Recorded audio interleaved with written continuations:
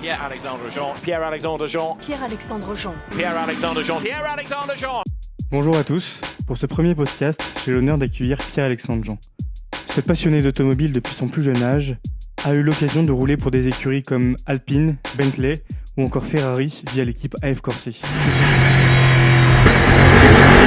Il peut compter à son actif des titres de champion du monde de GT4 en 2018, le meilleur pilote Bentley en 2021. En 2022, il remporte le GT World Challenge Sprint Cup Silver. Il nous partage en exclusivité son début de carrière ainsi que son parcours entrepreneurial. Je vous souhaite un très bon visionnage et n'hésitez pas à commenter ou liker la vidéo si elle vous a plu. Merci Pierre-Alexandre pour ce premier épisode, de me recevoir, de m'accorder cette interview. Je voulais tout d'abord te poser plusieurs questions pour cet entretien qui va durer une quarantaine de minutes. Tout d'abord avec ta présentation.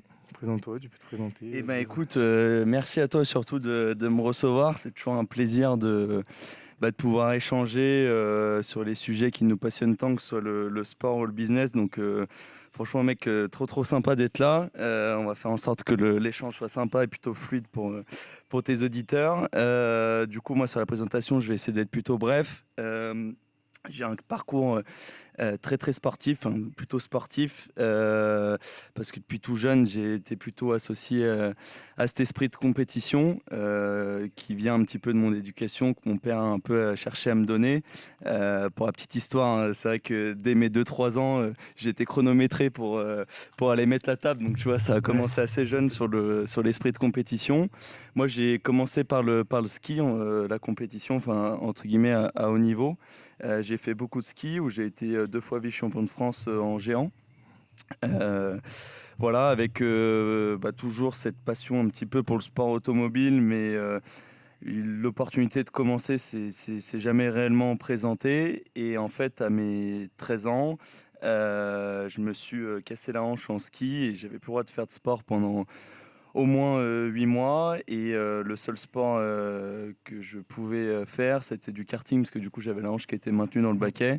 Du coup ça m'a fait entre guillemets une petite excuse pour aller demander au padré de pouvoir commencer et avoir mon premier karting. Et voilà, du coup j'ai commencé le kart à 14 ans, et depuis ça se passe plutôt bien, parce que je suis arrivé jusqu'en GT3, qui est la plus grosse discipline en GT et qui est une des très grosses disciplines de l'endurance. Donc voilà un petit peu pour mon parcours sportif. Et après, scolairement parlant, j'ai toujours fait en sorte d'être au niveau. J'ai toujours suivi les études. Donc j'ai été au collège comme tout le monde. Après, pour le lycée, c'était un peu plus compliqué parce que j'étais souvent en déplacement. Donc j'ai fait le CNED au lycée. Pour ceux qui connaissent, et derrière j'ai fait l'EM Lyon en parcours sportif de haut niveau pour suivre des études en parallèle et entre guillemets toujours avoir cette roue de secours au cas où l'aspect sportif se passe un petit peu moins bien que ce que j'espérerais, entre guillemets. Voilà. Ok, super. Et concernant l'aspect sportif, comment ça se passe? Quel parcours typique d'un pilote en course automobile? Justement, le mien est un petit peu atypique parce que j'ai commencé par le ski, alors que la plupart de mes concurrents ont commencé plutôt jeune en karting, généralement à l'âge de 7-8 ans. Après, on retrouve beaucoup de valeurs communes et entre guillemets de compétences communes entre ces deux sports, par les trajectoires, la projection du regard, la proprioception, ça c'est la gestion de son corps dans l'espace, et ça c'est important au ski, mais c'est important également dans la voiture pour sentir son environnement et sentir l'objet entre guillemets avec lequel on travaille. Moi, quand je dis objet, je parle de la voiture. Donc au final, je pense que le ski m'a quand même beaucoup apporté et m'a permis entre guillemets de récupérer le niveau rapidement quand j'ai commencé le karting à 14 ans, quoi. Et comment ça se passe une journée type dans le monde automobile quand tu es pilote? Alors la journée type en tant que pilote, elle est assez variable. Il y a des journées où c'est très chargé quand on a des points presse à faire, des points marketing, et qu'on est dans la voiture sur les journées de compétition. Après, le reste de la semaine, c'est un sport qui laisse un petit peu plus de temps que potentiellement d'autres sports. C'est un sport qui est un peu moins chronophage que peut l'être le cyclisme, le tennis, ou voilà, tous ces sports où c'est entre guillemets plus simple de s'entraîner. L'entraînement réel dans la voiture, en réalité, on en fait très peu parce que ça demande pour le constructeur ou pour les équipes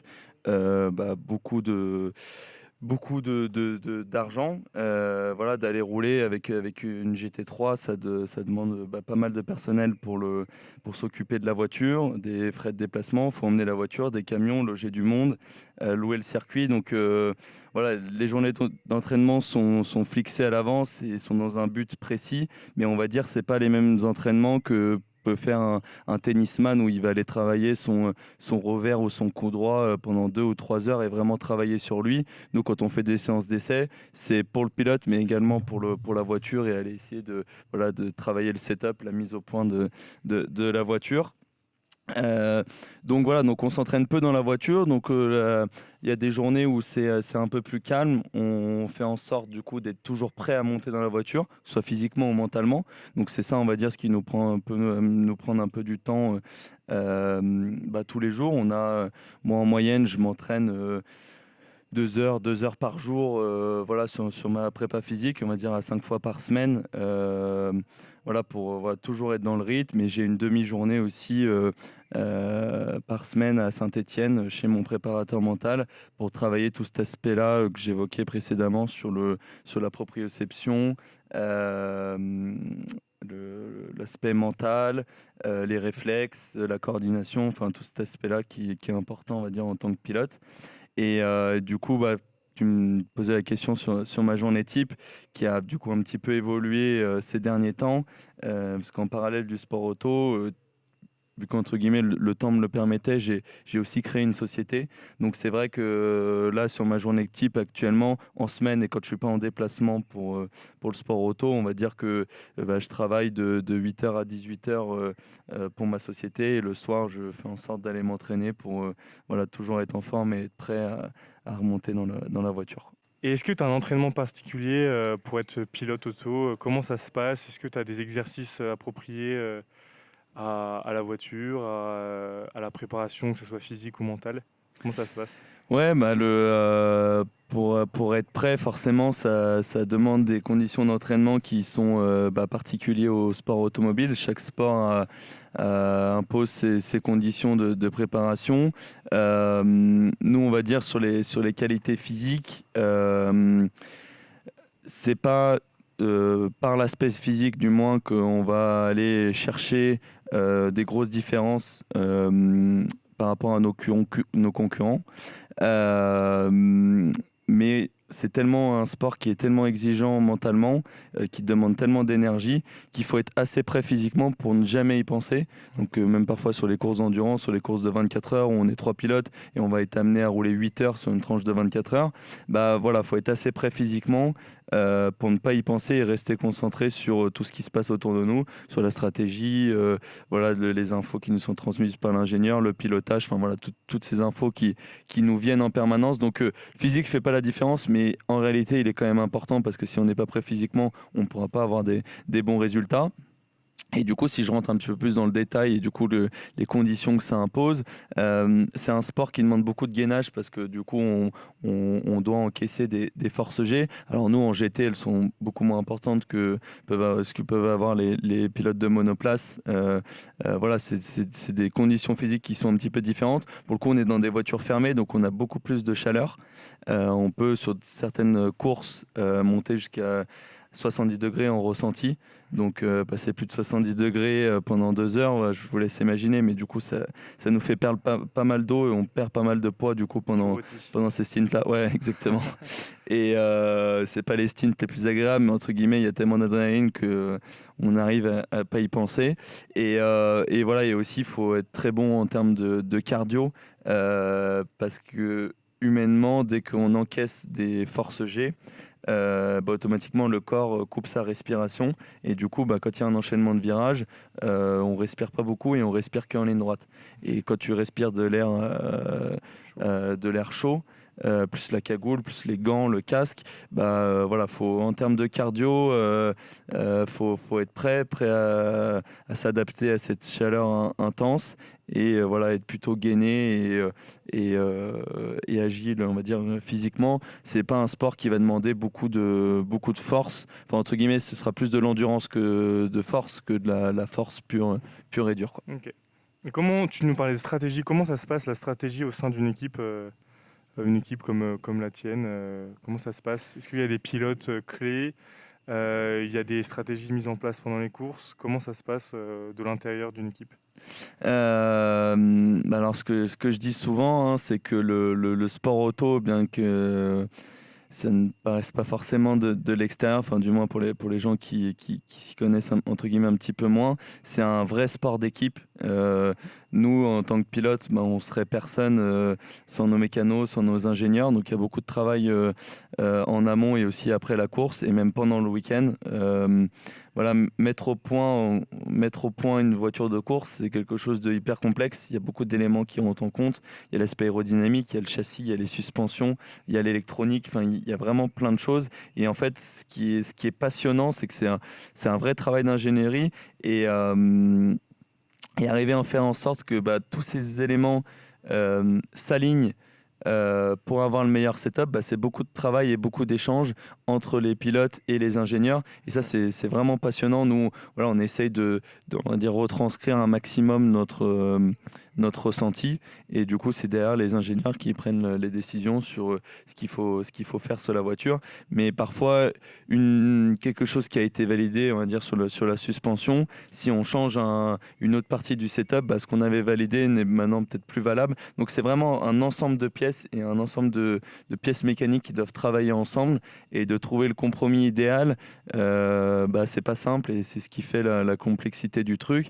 Et voilà, donc pour rebondir, donc c'est un vrai sport d'équipe et on travaille beaucoup avec les mécaniciens et les ingénieurs. Et tu parlais un petit peu de la stratégie, donc là qui a lieu, on va dire, plus pendant la course et tous ces facteurs qui nous entourent font en sorte que aussi la stratégie peut parfois être complexe. Forcément, ça doit peut-être un peu plus vous parler, mais pour ceux qui suivent la Formule 1, il y a les différents types de pneus, l'usure des pneus, les safety cars, tout ce qui peut se passer sur la course, les accidents. Donc la stratégie est un facteur clé, on va dire, pour faire une belle course. Ok, super. Et pour toi aujourd'hui, c'est quoi ta plus grande fierté dans le monde, dans ta jeune carrière, dans le monde automobile? Qu'est-ce qui te marque, qu'est-ce qui t'a marqué et quel est ton plus beau souvenir? C'est dur d'y répondre comme ça là au tac parce que via ce sport on a la chance de vivre plein de belles choses, rencontrer des personnes et vivre des bons moments. Forcément gagner des belles courses, ça fait partie des très bons moments, mais il y en a d'autres aussi dans le partage de l'équipe. On voyage beaucoup avec l'équipe, donc ça c'est aussi parfois des beaux souvenirs. Chaque période ont été sympas. Après, si je peux en ressortir quelques-unes, il y a mon titre au championnat du monde GT4 avec Alpine en 2018, qui a été vraiment un point cool, on va dire, de ma carrière. Il y a aussi l'année dernière d'avoir gagné le championnat d'Europe Silver en GT3 avec F Corse, qui est l'équipe officielle Ferrari. Mais par exemple, typiquement aussi l'année dernière, on a eu la remise des prix à Maranello, donc le fait, on va dire, d'être invité par Ferrari pour recevoir un trophée, c'était on va dire un rêve de gosse. Donc ça fait partie aussi des super moments. J'ai vécu un moment franchement incroyable et je pense que c'est sûr même, je m'en souviendrai toute ma vie, quoi. Ouais. Voilà. Et tu me parlais en off tout à l'heure de l'organisation d'une équipe, comment ça se passe. Là, tu étais chez AF Corse, comment ça se passe l'organisation d'une équipe? Comment tu vois la suite de ta carrière? Comment ça va se passer pour toi? C'est justement là, on en vient sur le point un peu plus sensible, où ça reste un sport où il y a beaucoup d'éléments qui ont en compte au-delà de l'aspect sportif, hein, il y a de l'aspect politique, financier. Bien que le fait d'être très bon sportivement, hein, on peut le voir, hein, il y a des pilotes qui ont des très très belles carrières et quand tu es au niveau, bah, tu arrives à avoir des beaux contrats. Euh, Moi, nous en endurance, c'est des deals avec des équipes privées qui donc sont des entreprises privées qui ont besoin de vivre. Donc, ils doivent trouver des montages financiers et des aides pour financer la saison. Donc, parfois, ça vient des pilotes, parfois, ça vient des sponsors, parfois, ça vient des constructeurs qui les accompagnent sur ce côté-là.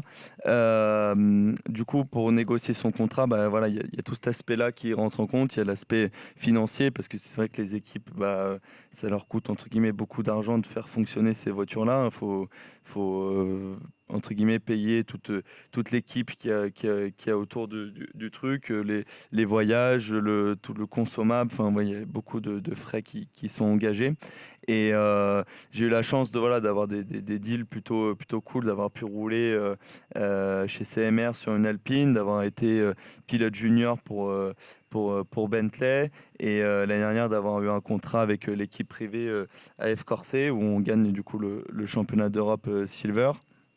Et, euh, et voilà, je pensais que cette année, entre guillemets, au vu des très beaux résultats de l'année 2022, l'année 2023 allait être encore plus belle, mais malheureusement, ça n'a pas forcément été le cas. J'ai pas eu les propositions et les deals que je voulais, donc c'est une année, on va dire, un petit peu plus compliquée pour moi. Donc, bon, ça me permet aussi également du coup de pouvoir concentrer un peu sur mon activité et sur mon entreprise, bien que j'ai pour objectif de vouloir réussir dans les deux et que le sport automobile, je veux continuer à le pratiquer. Mais du coup, c'est une année un petit peu plus compliquée pour moi et j'espère, voilà, je discute encore avec des équipes pour essayer de revenir en fin de saison et surtout bien préparer 2024 pour pas réitérer cette mauvaise expérience et de se retrouver sans baquet entre guillemets, quoi. Et comment se passe l'organisation d'une saison? C'est sur 9 mois comme une saison de rugby? Comment ça peut se passer? Tu vas avoir des événements à des moments, par exemple comme les 24 heures du Mans ou d'autres événements. Comment s'organise l'année d'un pilote? Est-ce qu'il va y avoir des moments de trou où tu vas pouvoir travailler sur tes business, etc. Où tu vas pouvoir te concentrer également uniquement sur le sport auto? Comment ça se passe? Alors, le sport automobile, c'est en termes de date, c'est un petit peu différent de ce qui peut être fait dans le foot ou dans le rugby. Nous, c'est des saisons qui généralement commencent au mois de mars, avril et se terminent au mois d'octobre. On va dire pour les saisons européennes, mais on va dire qu'en Europe, c'est là où il y a il y a le plus de niveaux. Il y a des championnats, donc il y a le WEC qui est le championnat du monde d'endurance, il y a les championnats de GT3, enfin il y a beaucoup de championnats qui s'axent plus ou moins sur ces périodes-là. Et dans ces championnats, il y a des gros événements qui parfois sont marquants, on va dire, en tant que Français. Voilà, les 24 heures du Mans, c'est une épreuve incroyable, mais elle fait partie d'un championnat, du WEC, qui est le championnat du monde d'endurance. Donc ce championnat-là, un petit peu comme en F1, on va dire, il y a plein d'autres championnats. Les pilotes sont en concurrence sur toute la saison et il y a des highlights dans la saison comme un peu les 24 heures du Mans ou on va dire comme Monaco en F1 qui fait partie du championnat mais qui est une des courses un petit peu mythiques de la Formule 1. Donc voilà un petit peu pour les périodes du sport automobile. Et tu as déjà eu l'occasion d'aller sur des circuits mythiques comme Le Mans, Monaco, Silverstone? Comment ça se passe? Pour la petite histoire, quand je faisais un petit récap sur mon parcours scolaire et que je disais que j'étais au CNED, je suis parti au Mans en sport-études à la FFSA. Ouais. Pour Pendant... les personnes qui connaissent pas forcément.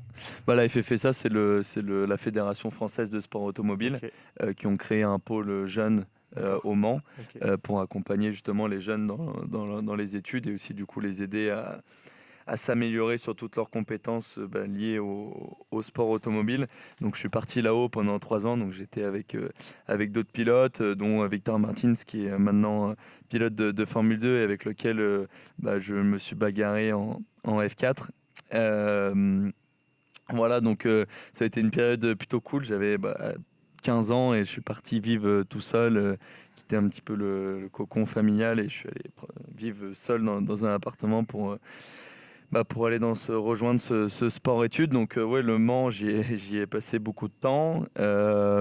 J'ai roulé sur plein de beaux circuits comme le Spa-Francorchamps, Silverstone, voilà tous les beaux circuits européens. J'ai jamais roulé à Monaco parce que c'est un week-end qui est plutôt particulier où il y a que la F1, la F2 et parfois la Super Cup qui est un championnat de Porsche qui va là-bas, mais j'ai jamais eu l'occasion de pouvoir rouler sur ce circuit, du moins pas encore. Ok, ouais, super, c'est déjà, tu peux être fier de toi à quoi, t'as quoi, 22 ans? 22 ans, ouais. 22 ans de pouvoir en arriver là et de pouvoir échanger là-dessus. C'est cool, Et merci. comment tu peux lier cette aventure sportive avec ton aventure entrepreneuriale? Tu peux nous en parler un petit peu plus? Bah ouais, avec grand plaisir.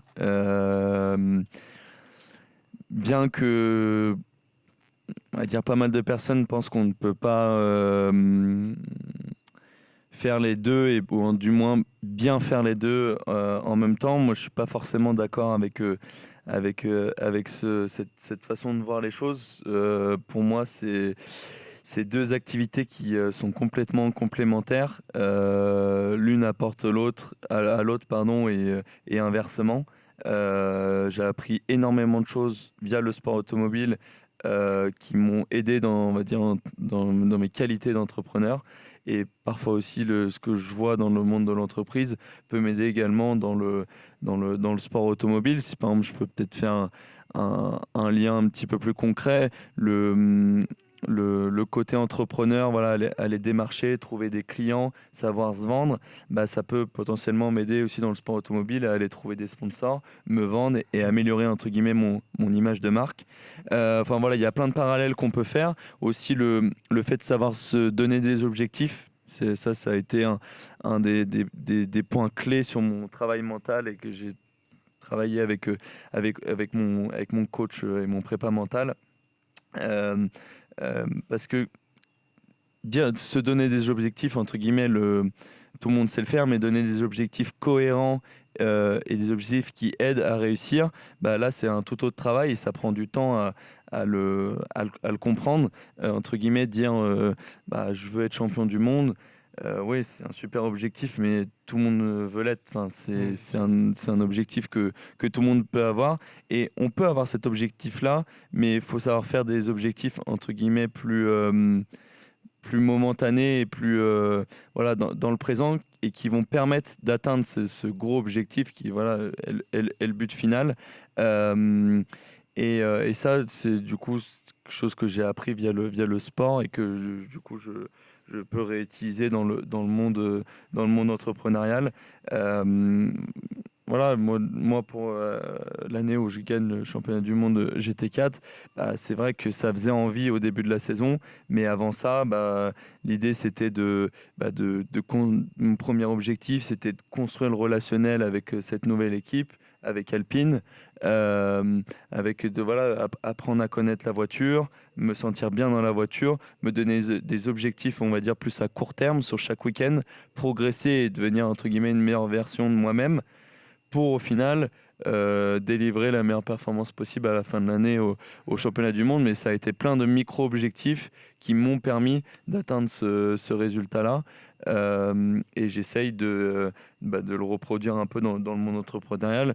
C'est bien sûr tous les personnes qui créent une entreprise rêvent d'avoir plus de 10 000 collaborateurs, d'être un leader dans leur secteur d'activité et d'être implanté partout dans le monde. Mais ça faut passer par plein de phases et il faut commencer entre guillemets un peu plus au bas de l'échelle et savoir être réaliste par rapport à la situation qui est face à nous, quoi. Donc voilà, non, il y a plein de parallèles à faire je pourrais encore en parler pendant pas mal de temps, mais non, pour moi il y a beaucoup de liens, on va dire, entre l'entrepreneuriat et le sport automobile aussi, parce que c'est vrai que je me permets de rebondir.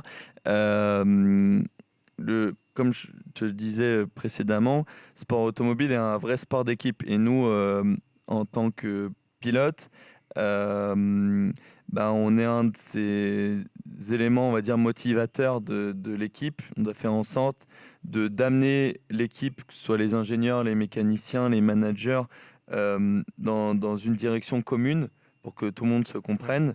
Et ça, d'être un bon manager et savoir bien s'entourer, c'est une des qualités des bons entrepreneurs. Donc je pense que aussi par ça, le sport automobile m'a appris beaucoup de choses, quoi. Ok, Voilà. c'est assez intéressant ce que tu dis, ça me fait penser à, je sais pas si tu as regardé la finale de Roland Garros, Novak Djokovic à la fin qui parle du succès et qui dit que il a mis des années et des années avant d'accéder au succès et je sais plus à quel âge j'avais, mais quand il était tout jeune, il avait dit un jour je gagnerai Wimbledon et je serai numéro 1 mondial. Et là, il l'a été, il a tout gagné, etc. Ce qui est assez intéressant quand tu nous parles de ça, c'est aussi le travail de longue haleine, savoir être patient, savoir travailler dans les moments un peu obscurs, etc.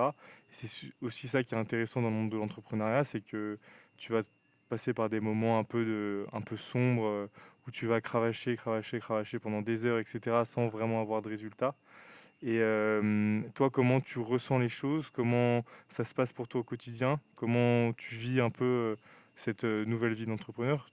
Comment ça se passe? Ouais, ça bien sûr, tu l'as cité juste avant, hein, Djokovic force le respect de par son parcours, mais il le disait lui-même, hein, pour en être arrivé là, il l'a pas fait entre guillemets en claquant des doigts.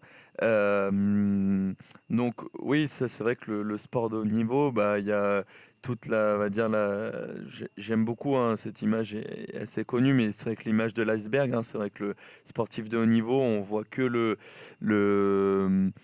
beau côté, hein, on va dire en tant que pilote, les gens peuvent s'imaginer que voilà, ce qui est vrai, hein, on roule dans des belles voitures pour des beaux constructeurs.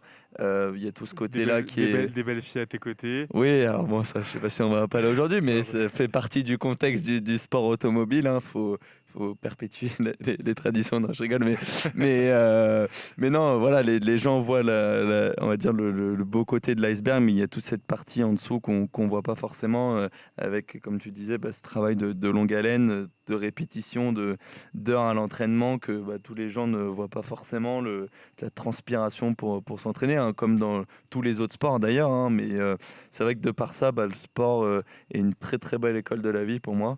Je suis vraiment content d'avoir eu ce parcours-là, et je remercie mes parents aussi de m'avoir inculqué ces valeurs-là sportives entre guillemets, parce que c'est vraiment une expérience incroyable.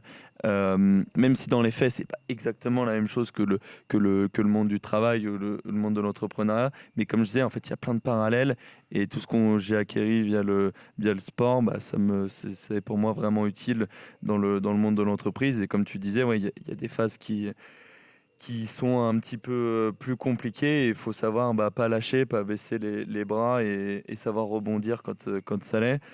Bon, pour le moment, je touche du bois, le début d'activité se passe plutôt bien, on est bien entouré, j'ai une super collaboratrice, des bons associés, donc voilà, j'essaie de bien faire les choses. Et là, encore une fois, hein, le sport de haut niveau apprend également l'excellence, c'est-à-dire que faire attention aux moindres petits détails, hein. Si un jour tu reçois mon associé, tu pourras t'en parler entre guillemets mieux que moi, mais c'est vrai que parfois je peux être embêtant sur des points qui peuvent paraître banals, mais c'est vrai que moi c'est important pour moi que tout ce que je maîtrise et que je suis capable de faire, donc il y a plein de choses que je fais pas bien, mais tout ce que je suis capable de faire, j'essaye de le faire à 100%, sinon je le fais pas.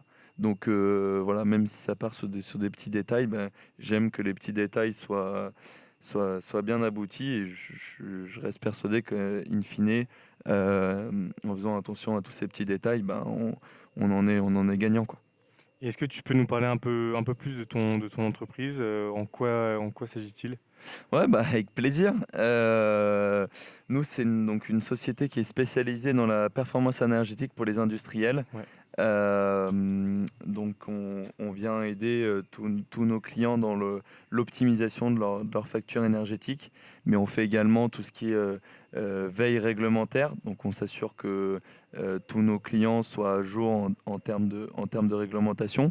Donc on a des ingénieurs en interne qui viennent auditer, donc analyser les process industriels, les usages énergétiques, pour entre guillemets faire une analyse et rendre un rapport plus clair à nos clients sur qu'est-ce qui est consommateur chez eux, qu'est-ce qui l'est un petit peu moins. Voilà, leur donner un regard plus meilleur sur leur consommation énergétique et aussi les conseiller sur des prises de décision pour réduire ces dépenses-là.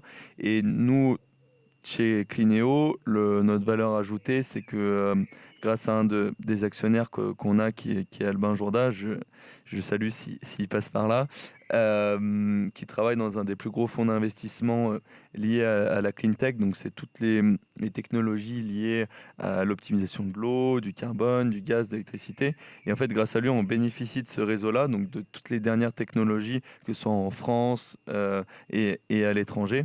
Et en fait, nous, derrière, suite à notre audit, quand on propose ce qu'on appelle des APE, donc des solutions à mettre en place chez nos clients, et ben nous, on veut vraiment faire un accompagnement à 360 degrés de notre client et l'accompagner sur la mise en relation avec des partenaires. C'est-à-dire que quand on propose une solution, on a derrière le partenaire qui peut répondre à cette solution-là, quoi. Et quel est ton client, tes clients type? Comment ça se passe? Ça va être quoi? Des PME, des petits artisans? Comment ça se Non, passe? nous, C'est c'est quoi? plutôt de l'industrie lourde, pour Ouais. on va dire, plus il y a des grosses factures, plus il y a de la marge de manœuvre.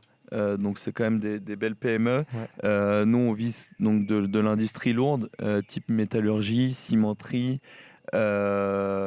chaudonnerie, textile, Ce pharma. qui consomme Voilà. énormément d'énergie, quoi. Ouais. Tous les industriels qui ont de la forte consommation énergétique, c'est clairement notre cible. Et s'il y en a qui passent par là, je voulais vous dire qu'on a beaucoup à vous apporter, donc n'hésitez pas à me contacter. Et tu fais ça vous êtes basé dans quel secteur là? Uniquement en région? Vous faites ça partout en France ou même à l'étranger? L'activité, la société, pardon, est plutôt jeune. On a créé la société en 2022. Donc encore une fois, je parlais tout à l'heure de se faire des objectifs et de ne pas se brûler les étapes. Donc ça passe aussi de nos objectifs commerciaux, et les secteurs qu'on vise. On n'a pas voulu être trop gourmand et on veut déjà venir faire du bon travail dans notre région, la région Auvergne-Rhône-Alpes. Et quand on va se développer, et, si les retours des clients sont positifs, après l'objectif à terme, c'est bien sûr d'aller rayonner sur toute la France et dans l'idéal aller à l'étranger, mais ça c'est pas pour tout de suite, mais c'est plus des objectifs à moyen long terme, quoi. Et toi, si on te demandait dans 4-5 ans, où est-ce que tu te verrais? Comment le Pierre-Alexandre d'aujourd'hui, comment il se voit dans 5 ans, 10 ans? Que ce soit sur le plan sportif ou sur le plan business, c'est une bonne tu vois. question. Moi, je vis plutôt je vis plutôt au jour le jour, mais c'est vrai que c'est bien parfois de savoir se projeter. J'espère déjà d'un point de vue entreprise dans 4-5 ans avoir fait grossir entre guillemets la société, avoir plus de collaborateurs, plus de clients et j'espère avec aussi des beaux contrats en parallèle sur le sport automobile. Dans l'idéal, continuer avec Ferrari et si je me permets d'un petit peu de rêver avec une victoire aux 24 heures du Mans, que ce soit en catégorie ou générale, voilà, ce serait un rêve, on va dire, en tant que pilote. Donc j'ai toujours pour objectif, on va dire, d'aller gagner des belles courses en sport automobile. Maintenant, je veux plus dépendre financièrement parlant du sport, enfin plus que des sports de ce sport-là. C'est-à-dire que si demain l'activité du sport automobile s'arrête complètement, j'ai l'entreprise qui me permettra de continuer à vivre. Voilà, donc l'objectif à 4-5 ans, c'est de mener ces deux beaux projets de front et d'essayer de les réussir de la meilleure des façons. Ce qui est cool avec toi, Pierre-Alexandre, c'est que on peut parler sport, business, etc. sans vraiment avoir le côté un peu tabou. Généralement, le sportif, soit il fait que du sport, mais il n'y a pas forcément le côté études à côté. Moi, je l'ai vécu un peu quand je faisais du sport aussi de haut niveau. Ouais.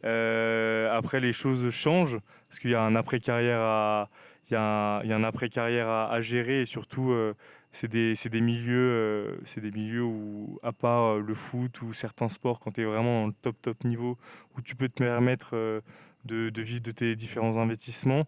Là, toi, ce qui est intéressant avec toi, c'est que tu prépares un vrai projet d'après-carrière, même de pendant Ouais, carrière, tu pendant vois. carrière, c'est vrai que. Et ce qui est assez cool, c'est on va sûrement entendre parler de toi sur le plan business, sur le plan sportif. Et Bah, j'espère qu'on entendra parler de toi, comme tu le dis, sur une victoire, peut-être dans quelques années, sur des 24 heures du Mans. On croise les doigts. Bah, j'espère, ce serait cool, hein. Ça, c'est franchement d'avoir des bons retours et des retours positifs, c'est toujours cool.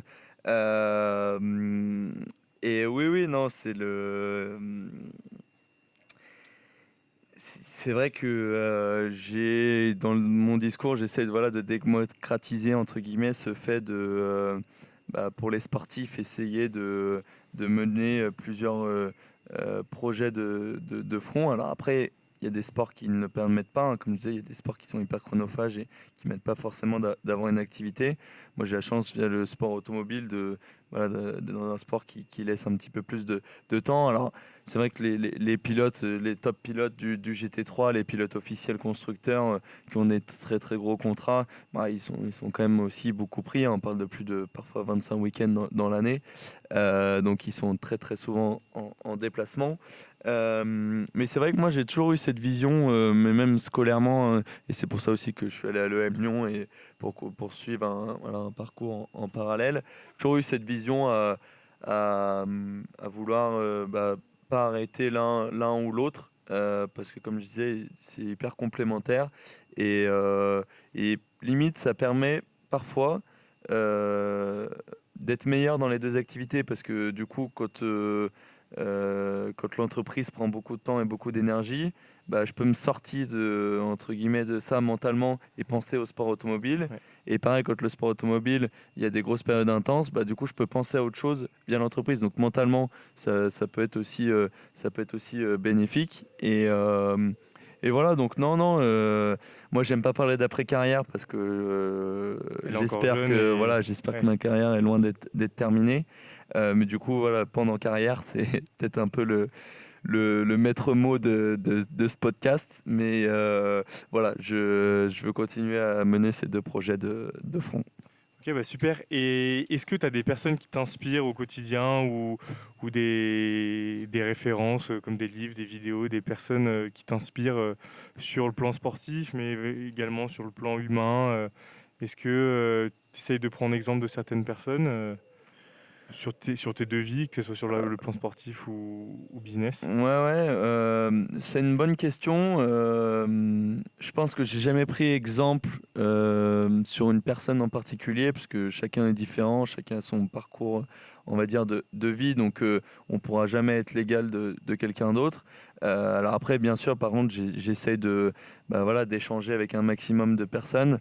Il y a beaucoup de personnes qui m'ont aidé dans le sport automobile, même dans le business, que ce soit mes sponsors, la famille, mes parents, les teams. Enfin voilà, en fait, chaque rencontre est hyper enrichissante et on va dire, je m'inspire des rencontres plus que d'une personne, on va dire en particulier, et j'essaie de m'inspirer, de prendre le maximum d'expérience qu'on peut me donner, et je fais un tri de tout ça pour, selon moi, essayer de faire au mieux et tirer au mieux de mes capacités, quoi. Ok, super. Et pour lier ton entreprise avec le sport automobile, est-ce que, par exemple, ton entreprise peut aider le monde auto, qui est réputé pour être consommateur en énergie, à changer les choses dans ce secteur-là? Bien sûr, hein, si on intervient sur les productions automobiles, on peut avoir un impact. Alors, pour le sport automobile, directement, non, Ouais. parce que nous, c'est vraiment de l'industrie et de la production. Nous, on n'intervient pas sur tout ce qui est technologie, on va dire, sur la partie motorisation, Ouais. essence, tout ça. Mais je veux rebondir ça me fait rebondir sur un autre sujet. C'est vrai que le sport automobile, bien sûr, il y a peut-être certaines personnes qui vont me dire que j'essaie de tourner les choses positivement parce que c'est dans mon intérêt et c'est surtout ma passion.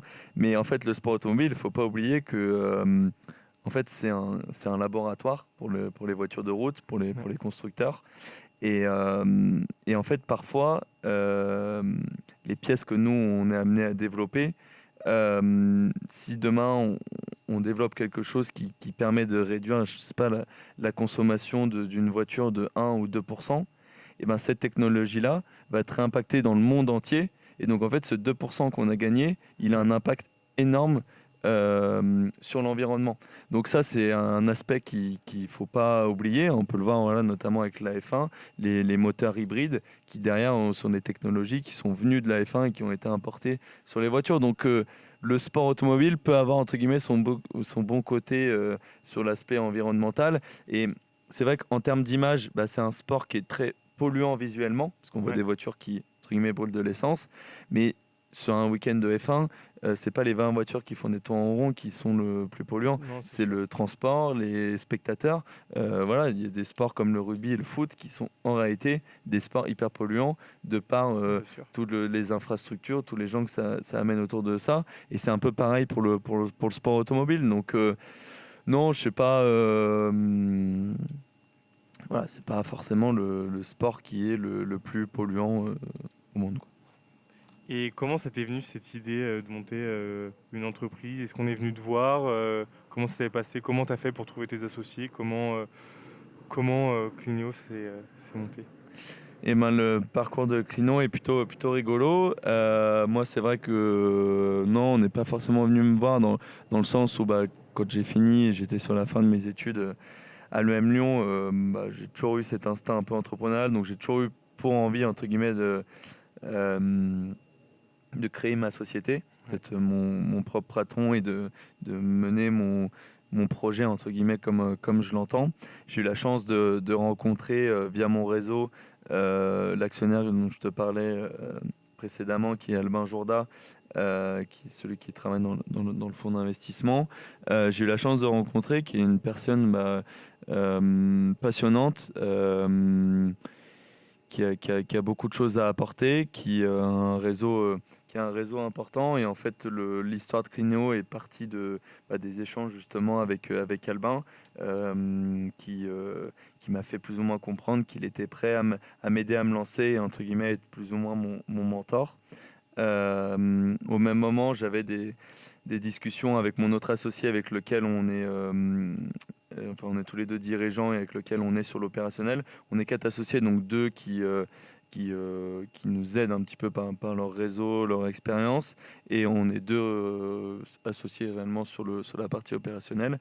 Et donc avec Simon, qui est mon autre associé et l'autre dirigeant de Clinéo, on a toujours été des très bons potos. C'est un super pote, Simon, hein. On a toujours fait des belles soirées, on s'est toujours bien marré, mais au-delà de ça, on a toujours une vision, on va dire, un petit peu similaire, et on s'est toujours projeté un petit peu, plus ou moins tous les deux, à vouloir faire un truc ensemble, parce que y a de très bons potes à moi que je citerai pas là, parce que sinon je vais peut-être créer des embrouilles, mais il y a de très bons potes à moi que j'adore, mais avec qui je ne me projetterai pas forcément dans le business. Ouais.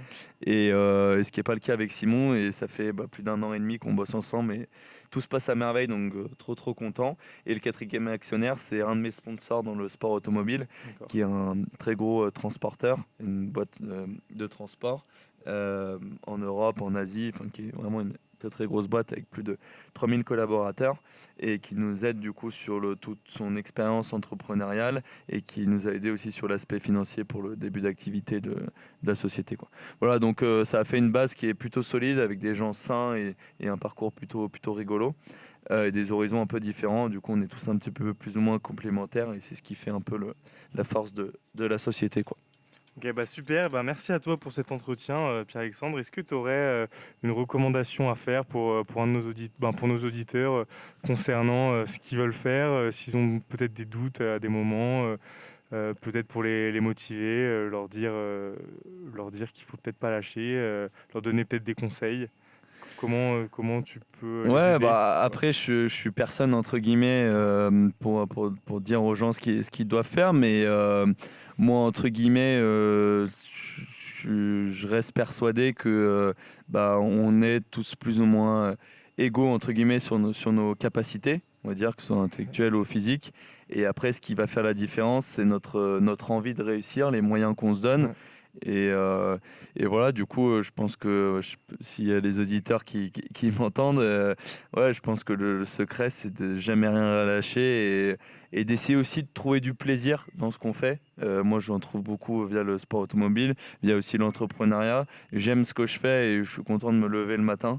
Donc ça, je pense que c'est important. Mais ouais, il n'y a pas de secret miracle. Enfin, en tout cas, moi, je ne le connais pas et je veux pas faire le philosophe. Mais voilà, du coup, faut se donner à fond et chacun a ses chances de réussir, quoi. Ok. Voilà. Merci beaucoup. Est-ce que tu as des infos à nous donner sur tes réseaux, etc. Donc, ça Bah va ouais, pas. bah je peux faire ma petite pub, mais ouais, vous pouvez aller me suivre sur Instagram pour le côté sportif et sur LinkedIn pour l'aspect plutôt entrepreneurial. Les deux, le compte c'est Pierre-Alexandre Jean, donc plutôt simple à trouver.